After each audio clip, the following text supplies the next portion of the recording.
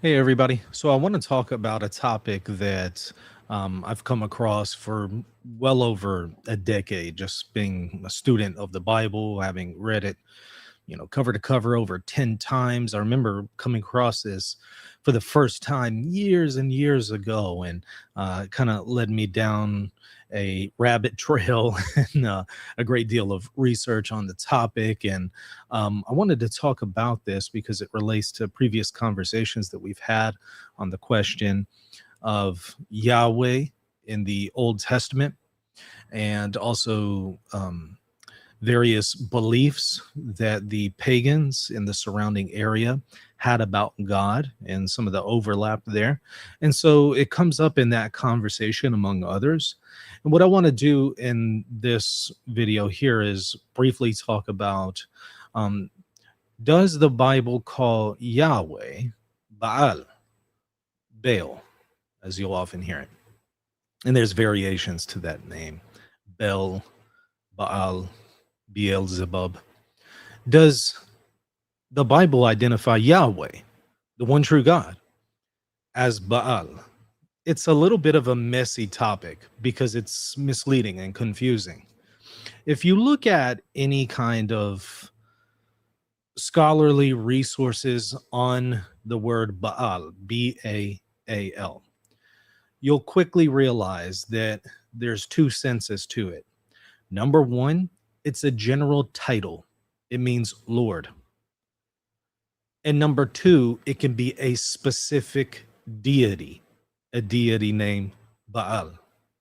So, on the one hand, you may see the use of the term referring to, just in general, the concept of lordship. You might even identify a human as Baal, insofar as they are Lord, if you're using that generic sense of the term. I'm not saying we should today. I'm just talking about back in the day when they used these terms in the Levant. But you can also use it specifically to identify a particular deity, this pagan deity known as Baal. The Bible describes these as the gods of the nations. The New Testament describes the gods of the nations as demons. So that's why you find in demonology Baal being very prominent in the discussion. Okay, so keep that in mind as we go through this. I want to show you something from First Chronicles, something that a lot of people may not be familiar with. But if you take a look here at First Chronicles, maybe let me zoom in a little bit more on that for you, make it a little bit larger. It talks about the children of David, King David, and it describes the names. Of course, you have Nathan and Solomon, but then you have some lesser known children of Solomon. Be'elyada. Be'elyada. Who exactly is this? And is this related to the concept of Baal, the term Baal? Well, yes, Baal is the same as Baal. There's various ways in which you can speak of this term. So it's curious that David, a believer in the one true God, a man that God describes as unique among the children of men. He 100% in the Bible gives an approbation to King David minus his murder of Uriah.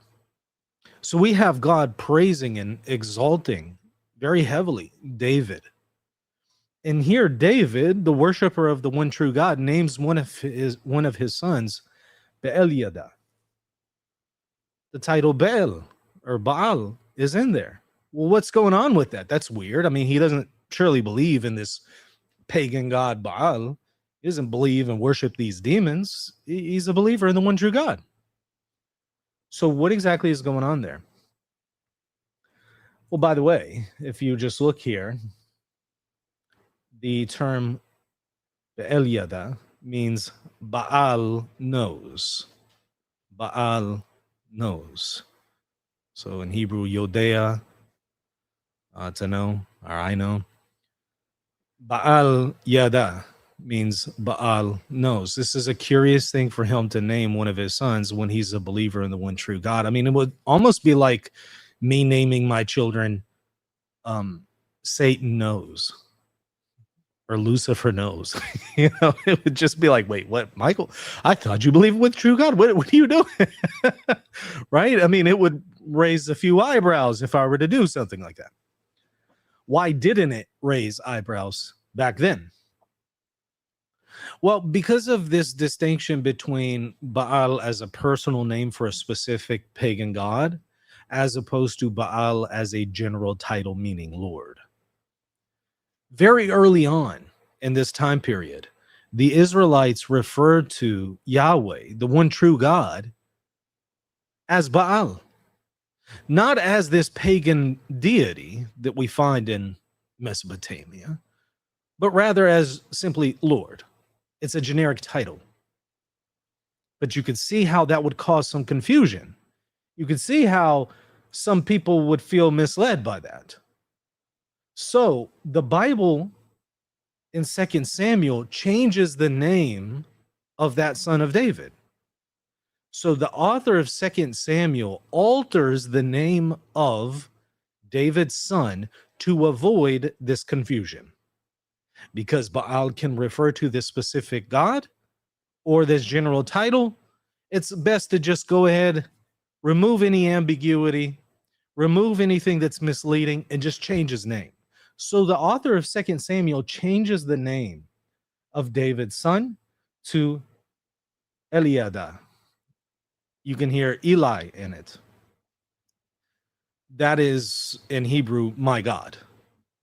Eli, my God. And so what does Eliada mean? My God knows. So instead of Baal knows, it's now just my God knows. Look here at Strong's, for example, it just breaks down the etymology. God is knowing, God knows, from El and Yada. El, same exact issue. El is a specific pagan god in this area, just like Baal. But it's also a general title meaning God. So it's the exact same thing. So while the author of 2 Samuel is trying to remove this ambiguity and remove anything that's misleading, in reality, this still does the exact same thing because El is a specific god in the Levant, in that area. But he tries to soften the blow, right? Because Baal probably has a lot more negative connotations than El at this point. So he changes his name from Baal to El. Now, take a look at this note here. Be'el Yada, meaning Baal knows, is an interesting name given the context of Israel's history with Baal worship. I mean, often the Israelites worship these other gods many times, and the prophets would, come along and rebuke them for it. This name suggests a period when syncretism, or the blending of religious beliefs, might have been present in Israel. And actually, a lot of scholars, Mark Smith, as a Catholic scholar, for example, many others, will argue that the Israelites were henotheists. It's a controversial claim that they make. Many scholars would disagree, but many affirm that claim. Again, like Mark Smith, they would say that the Israelites worship only one God, but believed in many gods. Henotheism. So they believed that other nations had other gods, but they just were not to worship them. Others will say, no, that's a misreading of the Israelite literature. And they were always to not only worship one God, but only recognize that there is one God. And then you can see that, for example, in Isaiah. But some of those other scholars would argue, no, those are later developments taking place in Isaiah. Prior to Isaiah, Israelites believed in other gods, but, and they would cite this as evidence for that, right? So there's that huge debate, that huge controversy. We're not going to be focusing on that here today, but that's part of the controversy, right? So they would argue, well, David is calling him that because he recognizes there's other gods, but we're only to worship one. Or they would argue that, well, it's just a general title. And so back then you could call the one true God Yahweh Baal, but then later on there's some confusion with it, so you're no longer to do that. I don't know, with that latter point, look, the name and the pagan concept of a pagan god known as Baal predates the revelation of the name Yahweh. I mean, prior to Moses, you still have, according to the Ugaritic text that we've discovered, you have this pagan deity known as Baal. So that confusion, that point there, has always been there. So I don't know why there would ever be a time when David would call one of his sons Baal, even with the general title meaning Lord, because it would have been misleading even in his own day, because there already is this other god named Baal way before the revelation of the name Yahweh to Moses. Okay, so be that as it may, it says, however, it's important to note that in 1 Chronicles 14:7, Be'el Yada is also referred to Eliada in 2 Samuel 5:16, which means God knows. This change in name could reflect a later editorial decision to emphasize monotheism and the worship of Yahweh alone, distancing from any association with Baal, a Canaanite deity. Right. So at some point, here's the curious thing. 2 Samuel is written before 1 Chronicles, but 1 Chronicles has the older name of David's son, and 2 Samuel has a later alteration, even though it was written previously. So what's going on there? That means some scribe altered 2 Samuel and changed the name at a later period. So what you see there in 2 Samuel is not the original name. Beliada is the original name. A scribe at a later time changed the name to kind of soften the blow. And he does that not only with the name found in 1 Chronicles, but 2 Samuel. 2 Samuel likely had Be'eliada in it, but this later scribe says, no, we want to emphasize the worship of the one true God. We're going to change the name here. So that can show some changes to the text of 2 Samuel, for example. You can see it right there being corroborated by 1 Chronicles. So in real time now you're seeing scribal alterations to the Bible. Something that you'll find very often when you look at books like 1st and 2nd Samuel, 1st and 2nd Chronicles, 1st and 2nd Kings, you often have parallel accounts of these things, and you'll find a great deal of differences. Okay.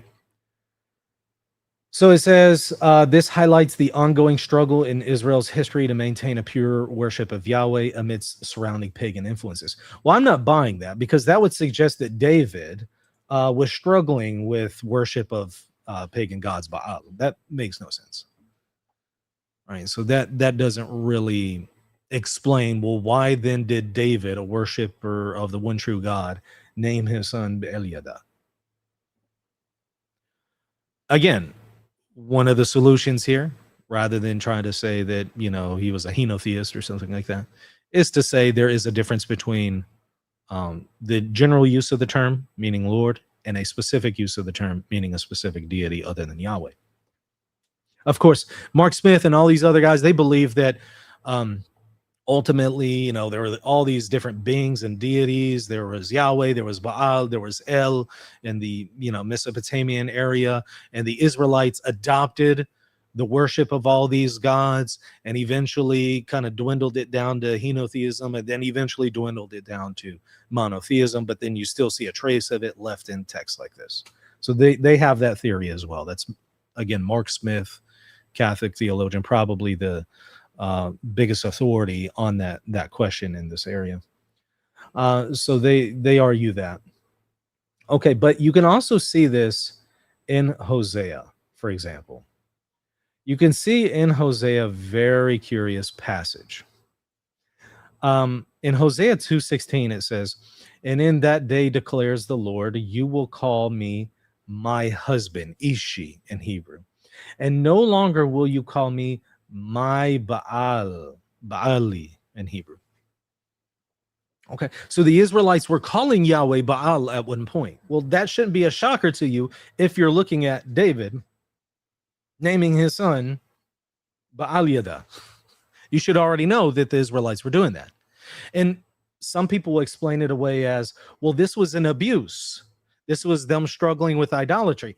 Okay, but that doesn't explain David. David wasn't struggling with idolatry. So that doesn't explain why he named his son Baal, unless it just means, generally speaking, my Lord, and they were applying that general sense of the term Baal to Yahweh. But because of confusion with this pagan god, eventually God says in Hosea, okay, no more confusion because you guys are associating me with this pagan god Baal because of the specific use of the term. So we're going to remove all doubt, remove all confusion. You're no longer going to call me my Baal. You're going to call me Ishi. For I will remove the names of the Baals from her mouth, and they shall be remembered by my name no more. By the way, there were multiple deities by that name, Baal, in ancient Mesopotamia. I will remove the names of the Baals because you're calling me Baal. You originally were meaning it in the general sense, but now a lot of you are meaning it in the specific sense. So let's go ahead and stop doing that. That's what God is saying in Hosea 2. And by the way, you can see here, Baali, right? Baali, my Baal, in Hosea 2:16.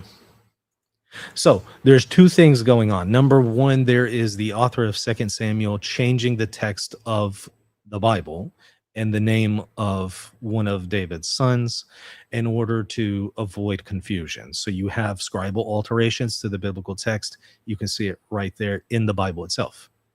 But number two, you can see that there was this general use of the term Baal to just mean Lord. The Israelites were applying that to Yahweh.